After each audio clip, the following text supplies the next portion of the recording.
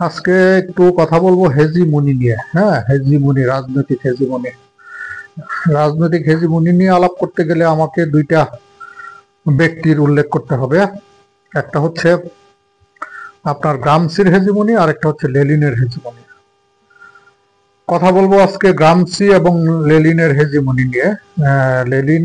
লেলিনের hegemony এবং গ্রামসির hegemony, এই দুইটা কি এক কিনা? হুম বা এভাবেও বলা যায় যে গ্রামসির হেজিমনি ভার্সেস লেলিনের হেজিমনি। কি করিতে হইবে, বা আপনার এক কদম আগে দুই কদম পিছে, এই দুইটা বইয়ে লেলিন কিন্তু হেজিমনির কথা বলছে। কিন্তু সেটা কোন হেজিমনি? সেটা হচ্ছে যে শ্রমিক শ্রেণীর হেজিমনি উইদিন দ্য পার্টি, মানে পার্টির অভ্যন্তরে শ্রমিক শ্রেণীর রাজনৈতিক প্রভাব, শ্রমিক শ্রেণীর ব্যাপক অংশগ্রহণ, শ্রমিক শ্রেণীকে ব্যাপক সংগঠিত করে পার্টির মধ্যে শ্রমিক শ্রেণীর আধিপত্য তৈরি করা। যদি এটা না করা যায় তাহলে কমিউনিস্ট পার্টি শ্রমিক শ্রেণীর স্বার্থ রক্ষা করতে পারবে না। লেলিন কিন্তু পার্টির আধিপত্যের কথাও বলছে, অর্থাৎ সমাজে পার্টির আধিপত্য বা পার্টির হেজিমনি, এই কথাটাও উনি বলছেন, অর্থাৎ সমাজকে পার্টিজান করতে হবে। কাজেই যে লেলিনের যে হেজিমনি তত্ত্ব, এই হেজিমনি কিন্তু একটা হচ্ছে ওয়ার্কিং ক্লাসের ডোমিনেশন বা ওয়ার্কিং ক্লাসের আধিপত্য পার্টির ভিতরে থাকতে হবে, এটা একটা। আরেকটা হচ্ছে সমাজের মধ্যে পার্টির আধিপত্য থাকতে হবে, পার্টির ডোমিনেশন থাকতে হবে, পার্টির প্রভাব থাকতে হবে। এইটা দিয়ে উনি হেজিমনি বোঝাচ্ছেন। আর অন্যদিকে আপনার এই যে গ্রামসির হেজিমনি, সেটা আবার একটু ভিন্ন আঙ্গিকে উনি বলছেন। গ্রামসি বলছেন যে পার্টির একটি ন্যারেটিভ থাকবে সমাজে। পার্টির ন্যারেটিভ হচ্ছে তার রাজনীতি। সে যে পুঁজিবাদের বিরুদ্ধে সংগ্রাম করতেছে, যে পুঁজিবাদ যে শোষণ করতেছে শ্রমিক শ্রেণীকে, সারপ্লাস ভ্যালু তৈরি করতেছে, পুঁজিবাদ সেই কথাটা বলে না। পুঁজিবাদ যেটা সামনে আনে সেটা হচ্ছে তারা গণতন্ত্রের কথা বলে, তারা রিপাবলিক রাষ্ট্রকে গুরুত্ব দেয়। রিপাবলিক রাষ্ট্র একটি পবিত্র ব্যবস্থা, গণতন্ত্র একটি পবিত্র ব্যবস্থা, এই কথাটা তারা সামনে আনে। তার বিরুদ্ধে আপনার কমিউনিস্টদেরকে বলতে হবে যে পুঁজিবাদ শ্রমিক শোষণ করে, শ্রমিকের সারপ্লাস ভ্যালুই হচ্ছে পুঁজির উৎস, এই কথাটা বলতে হবে। এবং এই যে পলিটিক্যাল ন্যারেটিভ, এই ন্যারেটিভটা দিয়ে সমাজে আধিপত্য বিস্তার করতে হবে, ওয়ার্কিং ক্লাসকে সংগঠিত করতে হবে এবং একটা কালচারাল ডমিনেশন তৈরি করতে হবে।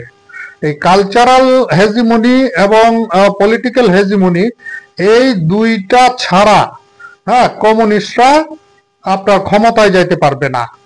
আর গ্রামসি নিজে আপনার ইটালিয়ান পার্লামেন্টের ইলেক্টেড মেম্বার ছিলেন। হ্যাঁ, এবং উনি কিন্তু কখনোই বলেন নাই যে আপনার বল প্রয়োগ করে বা সশস্ত্র সংগ্রাম করে বা গণ অভ্যুত্থান করে কমিউনিস্টদেরকে ক্ষমতায় যেতে হবে, এই কথাটা গ্রামসি কোথাও বলেন নাই। গ্রামসি গুরুত্ব দিছে হেজিমনির উপরে। আর উনি তো বেশিরভাগ সময় জেলেই কাটাইছেন। হ্যাঁ, জেলখানা থেকে এই হেজিমনি তত্ত্বটা উনি দিছেন। তো গ্রামসির হেজিমনি তত্ত্ব আর লেলিনের হেজিমনি তত্ত্ব, এই দুইটার মধ্যে পার্থক্য আছে। লেলিনের হেজিমনি তত্ত্বের দৃষ্টিভঙ্গি হচ্ছে যে বলপূর্বক ক্ষমতা দখল, একটা সশস্ত্র রেগুলেশন করা, হ্যাঁ, একটা সশস্ত্র বা বল প্রয়োগের মাধ্যমে একটি রাজতন্ত্রকে উৎখাত করা।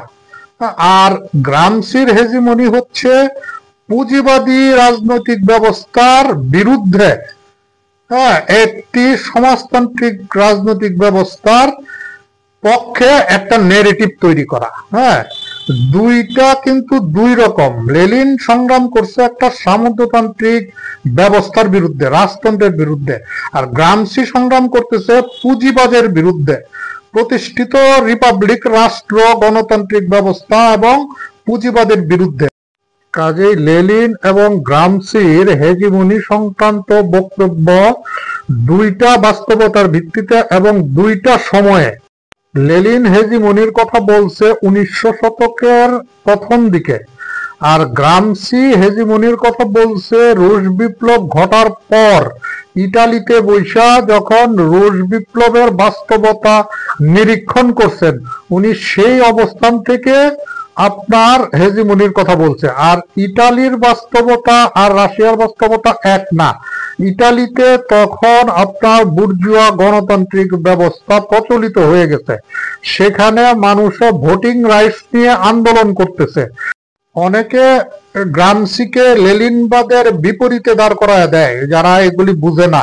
হ্যাঁ, লেলিন যেই সময় বলছে একটি সামন্ততান্ত্রিক রাজতান্ত্রিক ব্যবস্থার বিরুদ্ধে উনি বলছে, আর গ্রামসি পুঁজিবাদের বিরুদ্ধে বলছে। কাজেই দুইজনের রাজনৈতিক অবস্থান ভিন্ন, চিন্তার জগৎ ভিন্ন।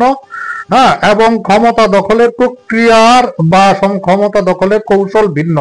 গ্রামসি যেহেতু চিন্তা করছে যে নির্বাচনে সংখ্যাগরিষ্ঠতা অর্জন করতে হবে, উনি সেই আঙ্গিকে হেজিমনির কথাটা বলছে। কাজে এখানে গ্রামসিকে আপনার লেলিনের বিরুদ্ধে দাঁড় করানোর কিছু নাই। প্রত্যেকটা দেশের বিপ্লবের চরিত্র ভিন্ন। হ্যাঁ, কে কে কিভাবে রাজনৈতিক ক্ষমতা দখল করবে, হ্যাঁ, সেটা বুর্জুয়া রাজনৈতিক শক্তি হোক বা বামপন্থী রাজনৈতিক শক্তি হোক, কে কিভাবে দখল করবে, হ্যাঁ, সেইটা নির্ভর করে সেই দেশের অবস্থা, রাজনৈতিক ব্যবস্থার উপরে। কাজেই এইগুলি একটার সাথে আরেকটা মিল রেখে একটাকে দিয়ে আরেকটাকে সমালোচনা করা, হ্যাঁ, এইগুলি হচ্ছে কাদা ছোড়াছুরি। হ্যাঁ, এইগুলি দিয়ে রাজনীতির ম্যাচুরিটি, হ্যাঁ, ম্যাচুরিটি শো করা যায় না। হ্যাঁ, এইগুলি হচ্ছে ইমম্যাচুরিটি রাজনীতির।